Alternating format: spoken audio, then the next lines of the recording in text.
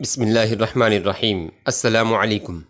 حضرت ابو سعید خدری رضی اللہ عنہ سے روایت ہے کہ آپ نے فرمایا، ایک بھیڑیے نے بکری پر حملہ کیا اور اسے پکڑ لیا۔ جب اس کے چرواہے کو پتہ چلا تو وہ اس کے پیچھے بھاگا اور وہ بکری اس کے منہ سے چھین لی۔ وہ بھیڑیا دم کے بل بیٹھ گیا اور اس نے چرواہے کو کہا، تمہیں خدا کا خوف نہیں؟ اللہ تعالیٰ نے جو رزق میری طرف بھیجا تم نے چھین لیا۔ چرواہا کہنے لگا، اے لوگو، دیکھو ایک بھیڑیا اپنی دم پر بیٹھا ہے اور انسانوں کی طرح گفتگو کر رہا ہے۔ کیا ایسا عجیب و غریب واقعہ تم نے پہلے کبھی دیکھا ہے؟ یہ سن کر بھیڑیا پھر سے بولنے لگا اور کہا، اے نادان، میں اس سے بھی زیادہ عجیب بات تمہیں بتاتا ہوں۔ محمد اللہ کے رسول ہیں جو ان نخلستانوں میں تشریف فرما ہے، لوگوں کو گزری ہوئی باتیں بتاتے ہیں اور آئندہ جو کچھ ہونے والا ہے اس سے آگاہ کرتے ہیں۔ ایک دوسری روایت میں ہے کہ بھیڑیے نے کہا، وہ تو لوگوں کو ہدایت حق کی طرف بلاتے ہیں اور منادان ان کی تکذیب کر رہے ہیں اور انہیں جھٹلا رہے ہیں۔ ابو سعید خدری رضی اللہ عنہ فرماتے ہیں، اس کے بعد چرواہا اپنے ریوڑ کو ہانک کر مدینہ طیبہ حاضر ہوا، پھر رسول اکرم صلی اللہ علیہ وسلم کی خدمت میں حاضر ہوا اور سارا واقعہ سنایا۔ رسول اللہ صلی اللہ علیہ وسلم نے حکم دیا کہ لوگوں کو جمع کیا جائے۔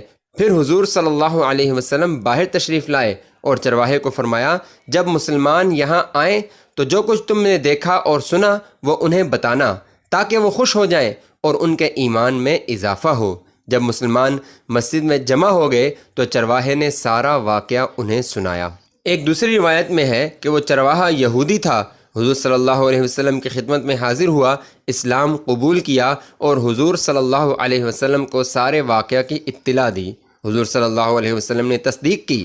پھر حضور صلی اللہ علیہ وسلم نے فرمایا، یہ قیامت کی نشانیاں ہیں۔ عن قریب ایسا وقت بھی آئے گا کہ کوئی شخص اپنے گھر سے نکل کر سفر پر جائے گا، واپس آئے گا تو اس کے جوتے اور اس کی چھڑی اسے بتائے گی جو کچھ اس کے اہل خانہ نے اس کی غیر حاضری میں کیا ہے۔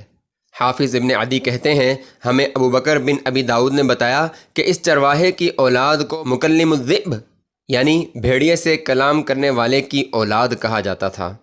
ان کے پاس بہت سا مال و اسباب تھا اور ان کا تعلق خزاعہ قبیلے سے تھا، اور بھیڑیے سے کلام کرنے والے شخص کا نام اہبان تھا۔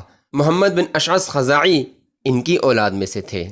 ابن وہب نے بھی اس کی مثل حدیث روایت کی ہے کہ ابو سفیان بن حرب اور صفوان بن امیہ کا بھی بھیڑیے کے ساتھ اسی طرح کا واقعہ پیش آیا۔ انہوں نے دیکھا کہ ایک بھیڑیا ایک ہرن کو پکڑنے کے لیے اس کے پیچھے بھاگ رہا ہے، پس ہرن حرم میں داخل ہو گیا تو بھیڑیا واپس مڑ گیا اور حرم میں داخل نہیں ہوا۔ اس پر ان دونوں نے بڑا تعجب کیا۔